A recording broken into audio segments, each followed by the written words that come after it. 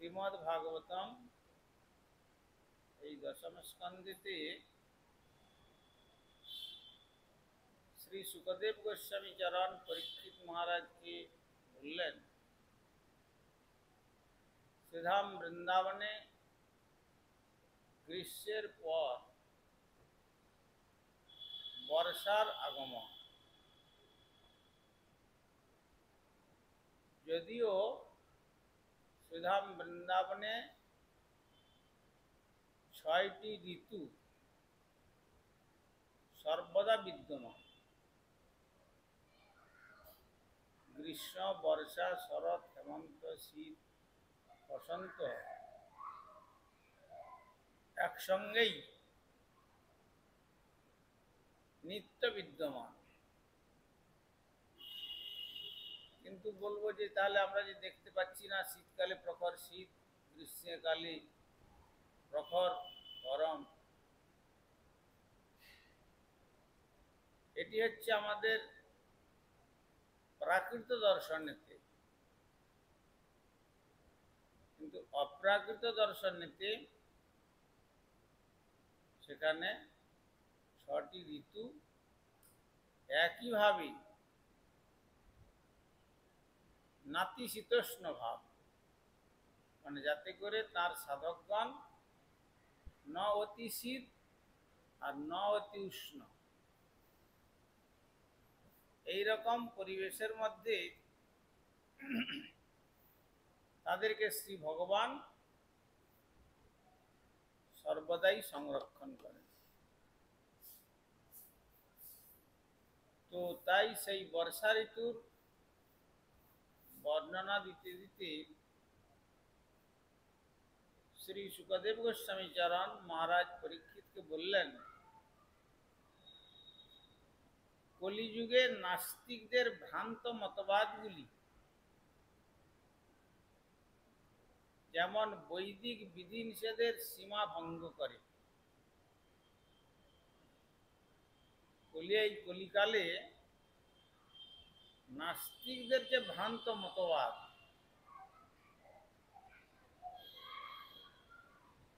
অর্থাৎ এক কথায় অশাস্ত্রীয় মতবাদ,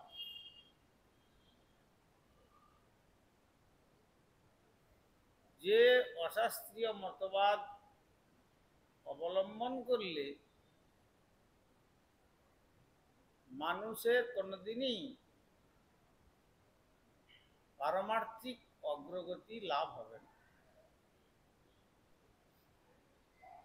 সেই নাস্তিক মতবাদের মধ্যেই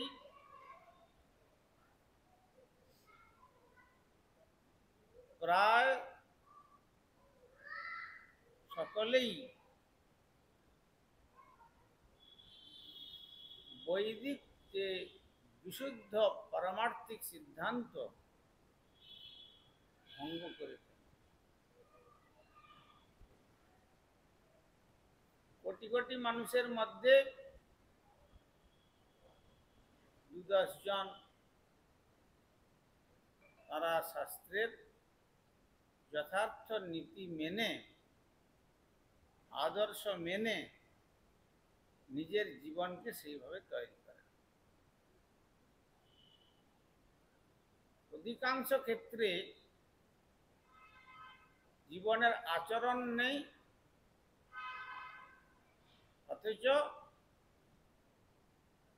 বাচনিক দিক থেকে তাদের সেইভাবে উক্তি শ্রবণ করা যায়।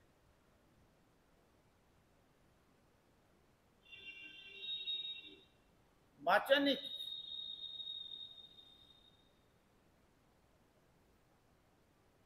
যেমন আমাদের শ্রীল গৌরকিশোর দাস বাবাজি মহারাজের কাছে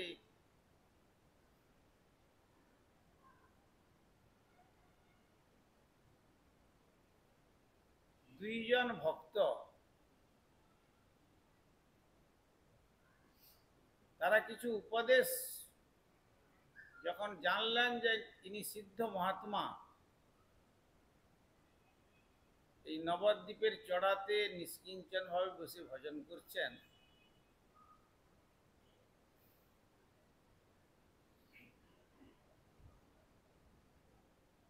আর কখনো ক্ষুধা হলে গঙ্গার পবিত্র জল অঞ্জলি অঞ্জলি করে পান করতেন। আর কখনো যদি কোনো ক্রমে চাল পাওয়া যেত, সে চালকে শুনেছি গুরুপাদ পদ্ম বলতেন যে গঙ্গার জলে যে সমস্ত গঙ্গার ধারে মানুষকে পুড়িয়ে দেওয়া হতো, তাদের যে অবশিষ্ট অদগ্ধ বস্ত্র টুকরো তাকে গঙ্গা মৃত্তিকা দিয়ে ধুয়ে পরিষ্কার করে আর তার মধ্যে চালটাকে বেঁধে গঙ্গার জলে ডুবিয়ে রাখতেন। কেন? বলছেন এ বিষয়ী দ্রব্য, একে গঙ্গা জল দিয়ে শুদ্ধ করতে হবে।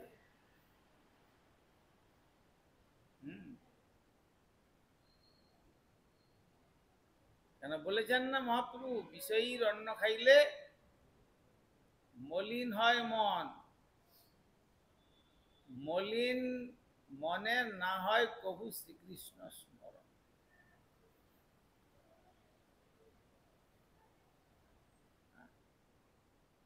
এইভাবে বলেছেন।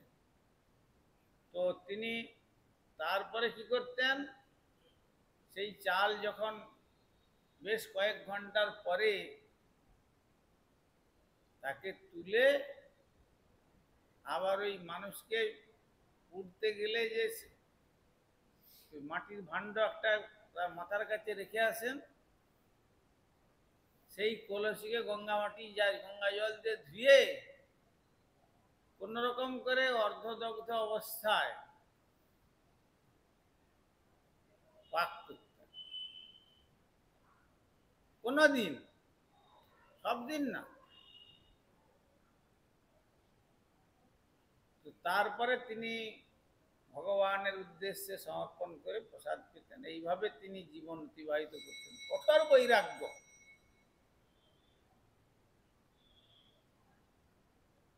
এই রকম বৈরাগ্যের মূর্তি জেনে দুজন সেবক বহুদিন ধরে আসছেন যে তার কাছ থেকে কিছু উপদেশ শ্রবণ করে।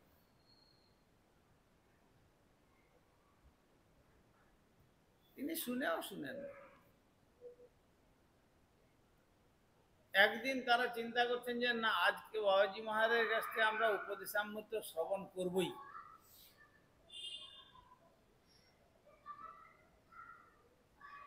নানাভাবে তারা একবারে দৃঢ় সংকল্প হয়ে এসছেন, বাবাজি মহারাজ আজকে আপনার শ্রীমুখ থেকে আমরা একটুকু উপদেশ শ্রবণ করব, যাতে আমাদের মঙ্গল হয়, আপনি কৃপা করে বলুন।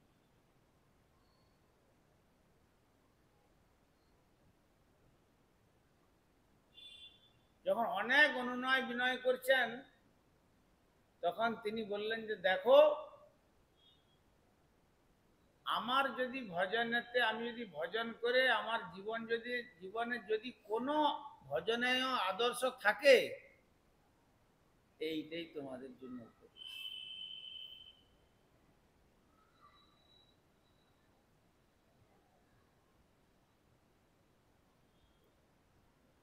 আমি যদি আমার আদর্শ রেখে আমি যদি ভজন করে থাকি, তাহলে আমার সেই জীবনের আদর্শটাই তোমাদের জন্য উপদেশ। ব্যাস। আর আমি অনধিকারী কথা আমি কিছু বলতে পারবো।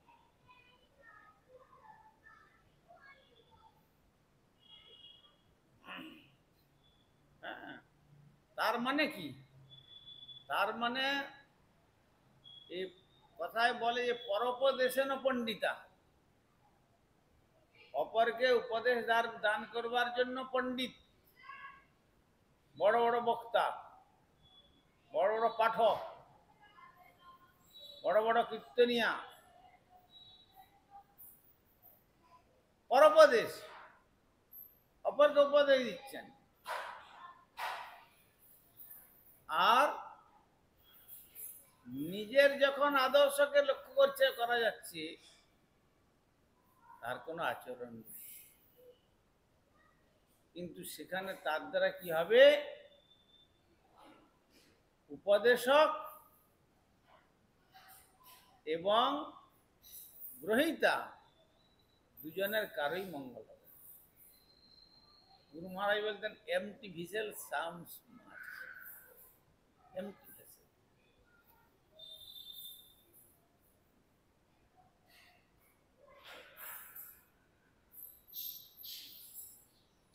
তো সুতরাং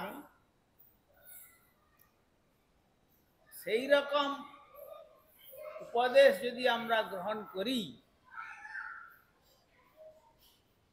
সেখানে বলছেন কোটি জন্ম করে যদি শ্রবণ কীর্তন, এক জন্ম নয়, তথাপি না পায় ব্রজে ব্রজেন্দ্র নন্দ।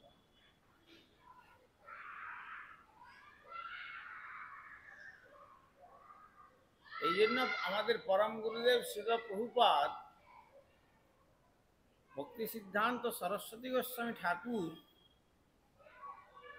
তিনি শ্রী রাধা ঠাকুরানীর নয়নের মণি, সেই মণি মঞ্জরী রূপে জগতে প্রকট হয়েছিলেন।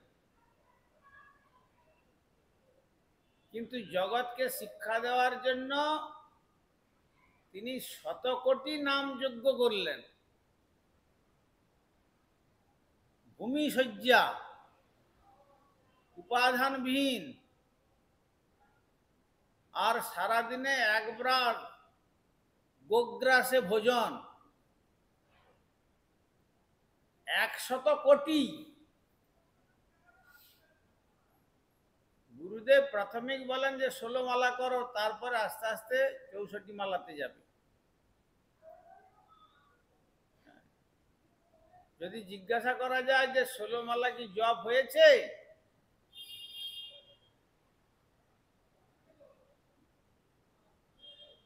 তখন সেখান থেকে অধিকাংশ ক্ষেত্রে উত্তর আসবে না, জপ করতে পারে।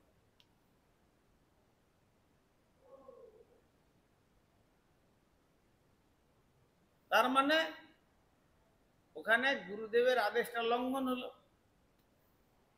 আর গুরুদেবের আদেশ লঙ্ঘন হওয়া মানেই হচ্ছে গোবিন্দের অপ্রসন্নতা ভাজন হওয়া। শ্রী গোবিন্দকে প্রসন্ন করবার একমাত্র উপায় গুরু শুশ্রূষায় যথা। দুরকম গুরুদেবের সেবা হয়, একটা হচ্ছে বাণী সেবা, আর একটা হচ্ছে বপু সেবা।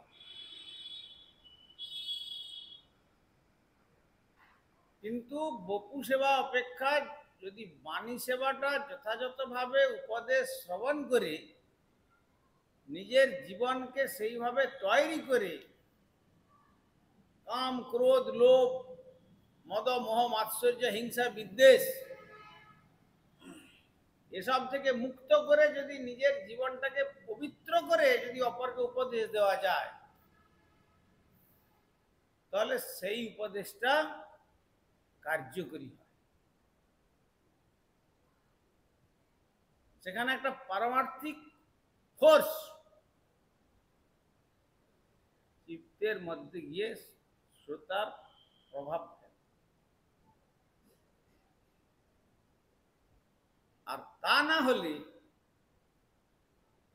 ওই অপরকে উপদেশ দেওয়া হলো, নিজের আচরণের কিছু নাই, আর তার দ্বারা শ্রোতা ভোক্তা হয়ে অমঙ্গল। সেই জন্য সেগুলোকে বলা হয়েছে নাস্তিক মতবাদ।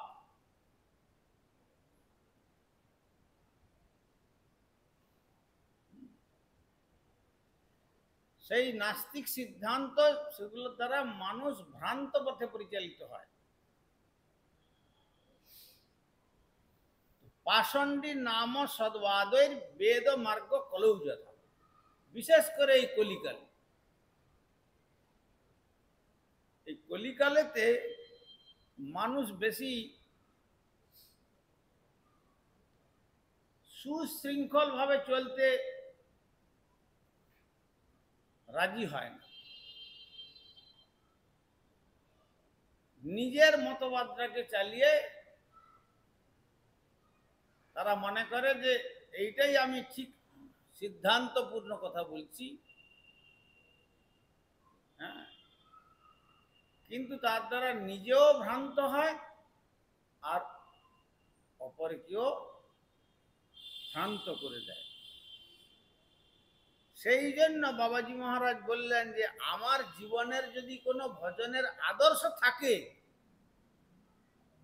সরাসরি উপদেশ দিলেন না, আমার জীবনের যদি ভজনের কোনো আদর্শ থেকে থাকে তাহলে সেইটাই হলো তোমাদের জন্য আমার উপদেশ। আগে আমার, তারপরে তোমাদের উপদেশ।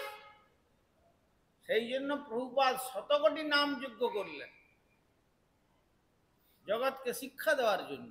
আমার কাছে থাকলেই তো আমি কাউকে দেবো, না থাকলে আমি কি দেবো? সঞ্চয়, এটাই বললেন। হ্যাঁ, এই জন্য শতকোটি নাম যজ্ঞ করলেন, তার কোনো দরকার ছিল না। কিন্তু রাধারানীর গণ,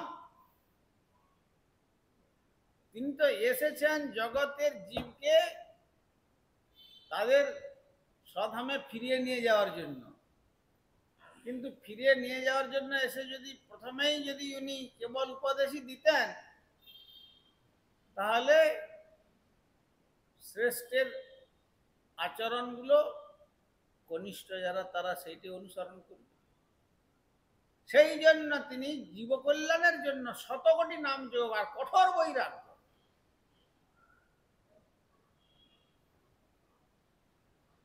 100 কোটি প্রত্যহ 3,33,000-এর কিছু বেশি নাম গ্রহণ করতেন। ভাবা যায়?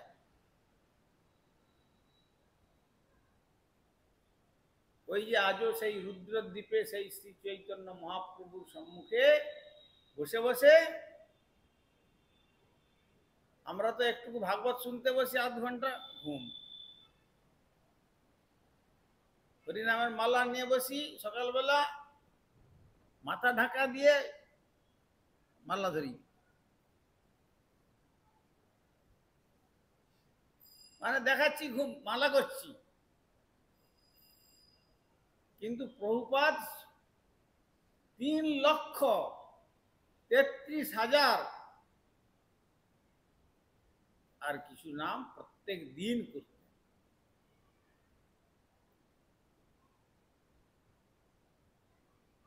তারপরেও মহাপ্রভুকে সেখানে আবির্ভাব ঘটিয়েছিলেন।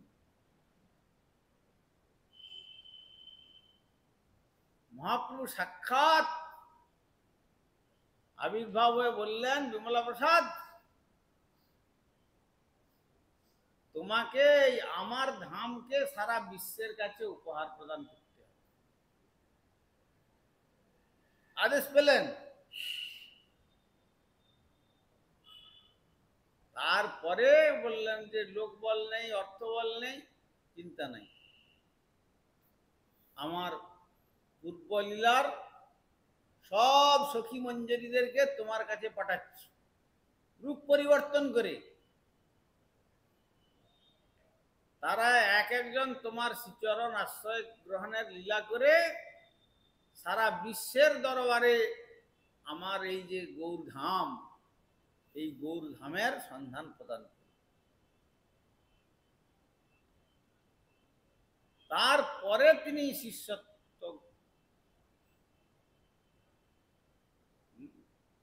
শিষ্যত্বে গ্রহণ করলেন। আর ঠিক এক একজন মহাপুরুষ এসেছিলেন, শ্রী গুরুপাদ পদ্ম থেকে আরম্ভ করে সমস্ত অতি মহামহা সব মহান্তগণ, জনে জনে শক্তিধারী ব্রহ্মাণ্ড তারিতে পারে, সেই রকম সব মহাত্মাগণ এসেছিলেন। আজ গৌড়ীর বিজয় জয়ন্তী, তাই সারা বিশ্বে মহাপ্রভুর আরাধনা হচ্ছে। তাহলে আপনি আচরি ধর্ম জীবের শিখায়,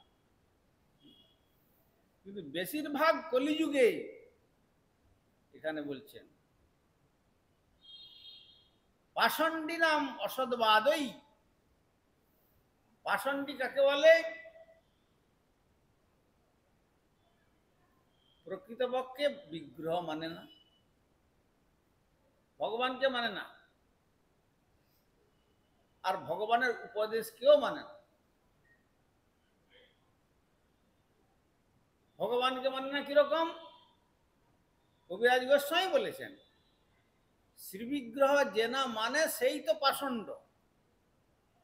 অস্পৃশ্য অদৃশ্য সেই হয় যমদণ্ডীয়।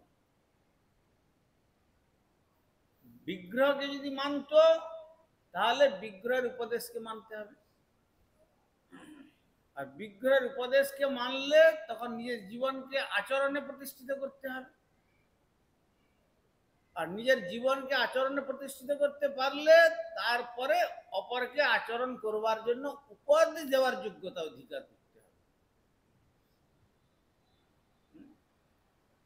আর তারা সেখানে এখানে সুখদেব গোস্বামী পাদ পরীক্ষিত মহারাজকে বলছেন, পাষণ্ডী নাম সদ্বাদই বেদমার্গই কলৌ যথা। শুদ্ধ শাস্ত্রের যে ধর্মপথ, সেই ধর্মপথকে মানুষ যথাযথভাবে আচরণ মুখে প্রদান করতে পারবে। তারা নিজেরা বঞ্চিত হবে এবং অপরকেও বঞ্চনা করবে। মার্গা কলৌ যথা, এই কলিকালের এইটাই প্রভাব। সেই জন্য আমাদের ভাবলে চলবে না যে নাস্তিক সিদ্ধান্তের মতো আমাদের জীবনগুলোকে নিজেদের তৈরি না করে আদর্শ ভ্রষ্ট হয়ে হিংসা বিদ্বেষ মৎসর্যপূর্ণ অবস্থা থেকে নিজেকে সম্পূর্ণ মুক্ত করে শুদ্ধভাবে হরিভজন করলেই তবে আমার নিজের মঙ্গল হবে। আর নিজের মঙ্গল হলে তখন তার উপদেশ, যেমন গৌরকিশোর বাজি মহারাজ উপদেশটা দিলেন যে আমার যদি কোনো ভজনের বল থাকে, আদর্শ থাকে, সেইটাই আমি এর থেকে অধিক কিছু বলতে পারবো।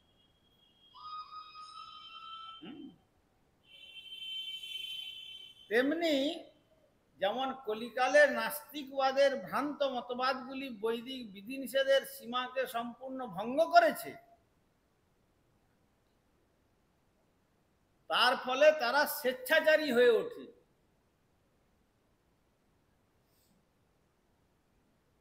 আনুগত্যবিহীন জীবনযাপন করে।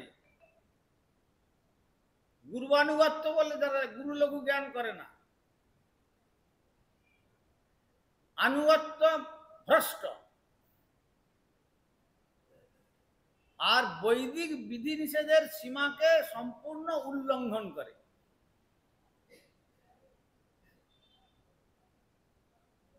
বেদে বলা হয়েছে সূর্য উদয়ের কমপক্ষে 1 ঘন্টা 36 মিনিট পূর্বে শয্যা ত্যাগ করবে।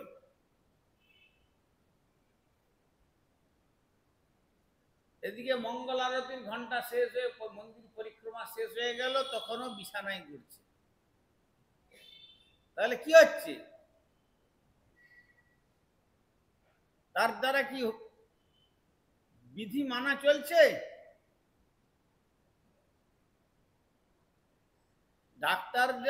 ডাক্তারের কাছে গেলে যেমন ঔষধ দিয়ে বিধি বলে দেয়, এই বিধিগুলোকে মেনে ঔষধ খেলে রোগ ভালো হবে।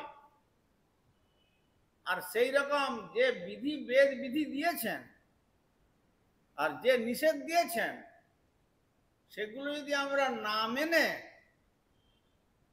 অপরকে উপদেশ প্রদান করি, এই সমস্ত কিছুই বঞ্চনাত্মক হয়ে যাবে। নিজে বঞ্চিত প্রবোধানন্দ সরস্বতী পাদ এই জন্য বলছেন, বঞ্চিত অস্মি বঞ্চিত অস্মি বঞ্চিত অস্মি ন সংশয়। নিঃসংশয়ে বলা যায় যে আমি পরমার্থ পথ থেকে ভ্রষ্ট হয়ে গেলাম, বঞ্চিত হয়ে গেলাম, আমার জীবনটাকে নষ্ট করে ফেললাম, বৃথা চলে গেল। তেমনি বৈদিক বিধিনিষেধের সীমাকে ভঙ্গ করে, এটা কালের প্রভাব। তখন জানতে হবে সে ব্যক্তিটি কলিগ্রস্ত।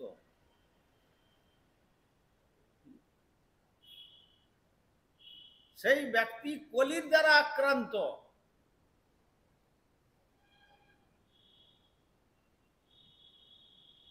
আর কলির দ্বারা আক্রান্ত হলে সেই কলির যে কলমশ আধার, সেখানে হাজার চেষ্টা করলেও কৃষ্ণরূপী সূর্যকে দর্শন করার সম্ভব হবে না।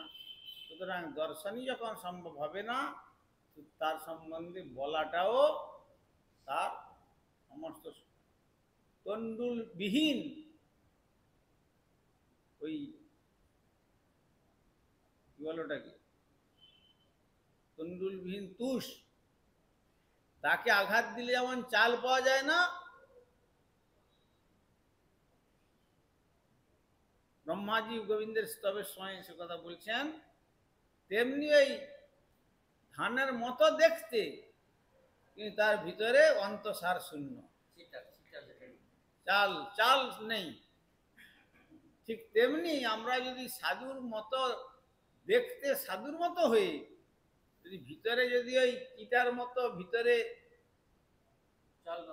চাল না থাকে, আর আর চিটার মানে আবার একটা বাংলা অর্থ আছে, একটা ইংরেজি অর্থ আছে,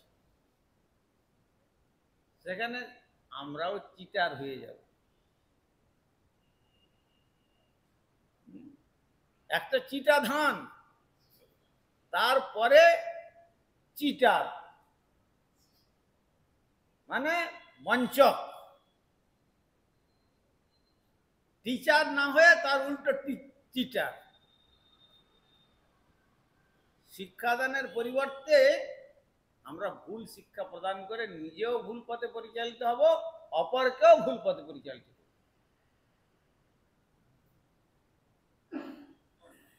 সুতরাং তেমনি ইন্দ্র তার প্রতারণা কার্যের দ্বারা শ্রীধাম বৃন্দাবনে এইরকম ভাবে বর্ষণ করেছিল, কিন্তু বর্ষণের ফলটা কি? সে যে নিজে প্রতারণা করছে, তার শক্তির সদ্ব্যবহার করতে পারছে না, সেটা সে পরে জানতে পেরে ভগবানের চরণে শরণ।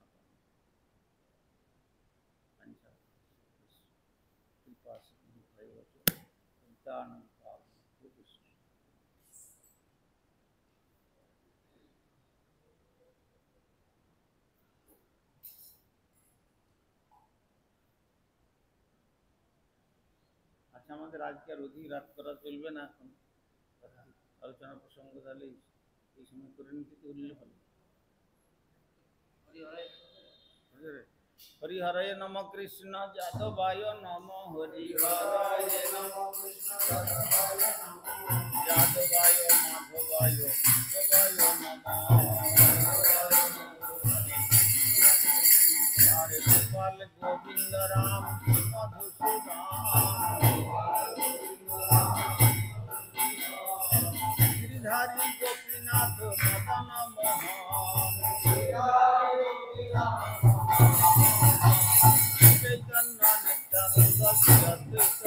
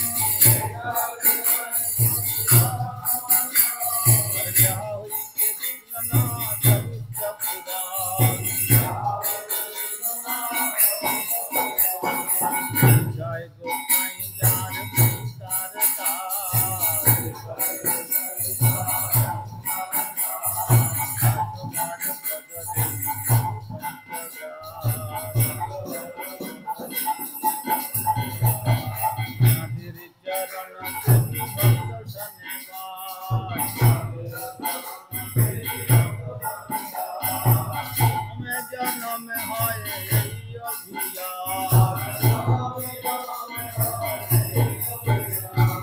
এই ছয় গোসাই যাবে কাছে তুইলা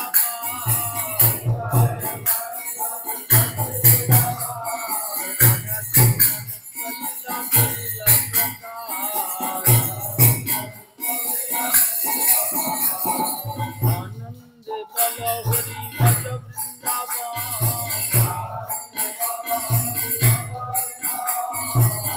গুরু বৈষ্ণব পদে মজাইয়া গুরু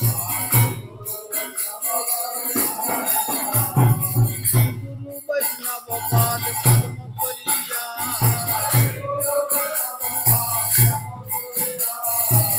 সংকীর্তন কহে নরোত্তম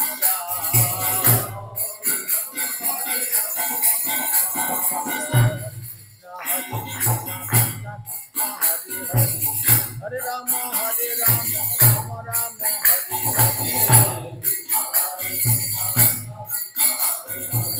হরে হরে জয় জয় হরি